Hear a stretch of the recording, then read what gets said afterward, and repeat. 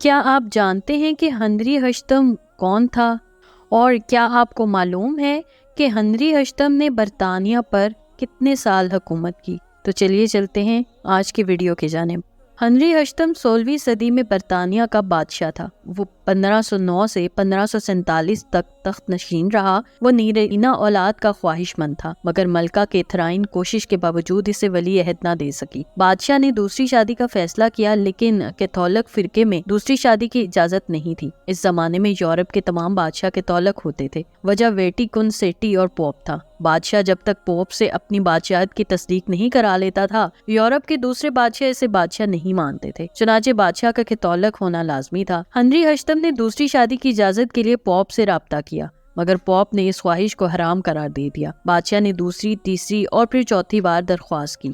Pope نہ مانا۔ بادشاہ بھی بادشاہ تھا، وہ غصے میں آ گیا اور اس نے ویٹیکن کے مقابلے میں چرچ بنانے کا اعلان کر دیا۔ یہ اعلان چرچ آف انگلینڈ کی بنیاد بنا۔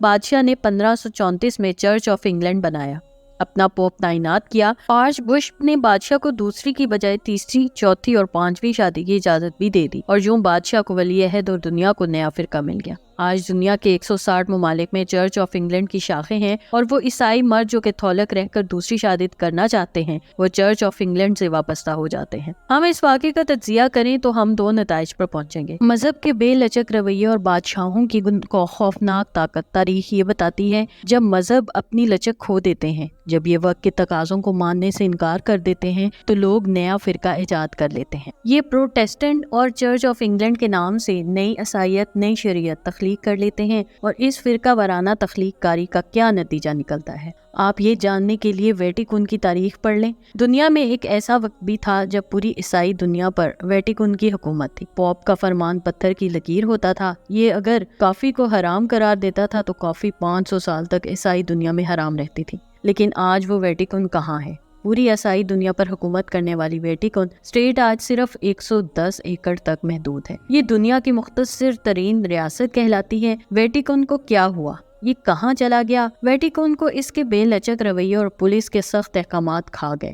یہ اسے ریت کی طرح بکھیرتے چلے گئے۔ ویٹیکن کے پادری اس قدر سخت تھے کہ جب مسلمان عیسائی دنیا کو گھوڑوں کے سموں تلے کچل رہے تھے، اس وقت ویٹیکن میں یہ بحث چل رہی تھی، حضرت عیسیٰ نے صلیب پر چڑھنے سے پہلے خمیری روٹی کھائی تھی یا پتیری؟ یہ لوگ گلیلیو جیسے سائنسدانوں کو اس جرم میں جلا دینے کا حکم دے دیتے تھے۔ تم نے زمین کو چپٹا کیوں قرار دے دیا؟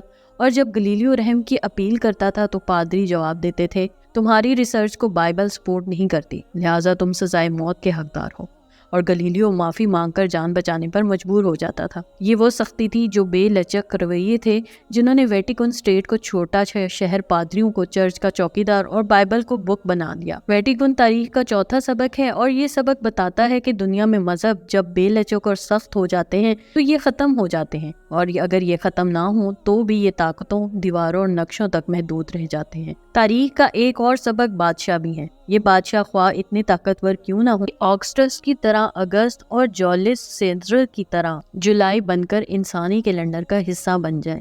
یہ ہنری ہشتم کی طرح دنیا کے سامنے ویٹیکن کا متبادل کھڑا کر دیں۔ یہ اکبر اعظم کی طرح دین اکبری ایجاد کر لیں۔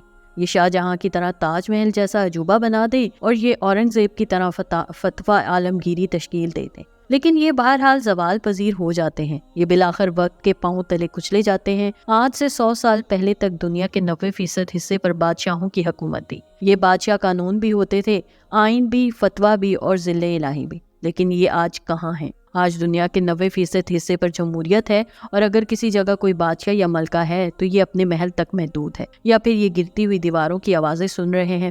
بادشاہوں کا خاتمہ تاریخ کا 5واں سبق ہے۔ یہ سبق بتاتا ہے کہ وقت کی 21ویں صدی میں بادشاہت کی کوئی گنجائش نہیں۔ اس صدی میں فرد واحد اور فرد واحد کی انا کی تسکین ممکن بھی نہیں۔ آپ کو اگر یقین نہ آئے تو آپ دنیا کا نقشہ سامنے بچھا کر بیٹھ جائیں، کرۂ ارض کو ایک کونے سے دوسرے کونے تک دیکھیں، اور پھر اس سوال کا جواب دیں، کیا آپ کو دنیا میں کوئی ایسا ملک ترقی کرتا نظر آ رہا ہے جس میں فرد واحد کا حکم سپریم ہے، جس میں بادشاہ اور ملکہ ہیں اور مملکت کے تمام اختیارات ان کے ہاتھ میں ہیں؟ مجھے یقین ہے کہ آپ کو دنیا کے وہ تمام ملک، تمام سیاسی جماعتیں اور تمام کاروباری ادارے زوال پذیر نظر آئیں گے جن میں بادشاہت ہے یا جن میں فرد واحد کا فرمان قانون ہے۔ آپ سوچ لیے لیبیا کے کرنل قذافی کا کیا حشر ہوا، تیونس کے زین العابدین بن علی کہاں ہیں؟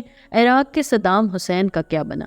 مصر کے حسنی مبارک کہاں کھڑے ہیں؟ شام کے بشار الاسد تخت بچھانے کے لیے کتنے لوگوں کی قربانی دے چکے ہیں؟ اور تاریخ کا یہ سبق اب کتنی رفتار سے سعودی عرب، UAE، کویت، قطر کی شاہی خاندانوں کی طرف بڑھ رہا ہے؟ وجہ کیا ہے؟ وجہ صرف قانون ہے۔ مومنوں کے پاس سب کچھ ہے لیکن قانون نہیں۔ تاریخ کا چھٹا سبق ہے، دنیا کا ہر وہ معاشرہ، ملک، ریاست، ادارہ اور کمپنی ختم ہو جاتی ہے جس میں قانون کی حکمرانی نہ ہو، جس میں قانون کے سامنے پہنچ کر بھی بادشاہ بادشاہ اور غلام غلام ہو، یہ دونوں برابر نہ ہو سکے۔ ہم مسلمان جب بھی اسلامی ریاست کا نام لیتے ہیں تو ہمیں حضرت عمر فاروق یاد آ جاتے ہیں۔ اگر ہم حضرت عمر کو 2 لفظوں میں ایکسپلین کرنا چاہیں تو وہ 2 لفظ کیا ہوں گے؟ وہ لفظ ہوں گے عدل فاروقی۔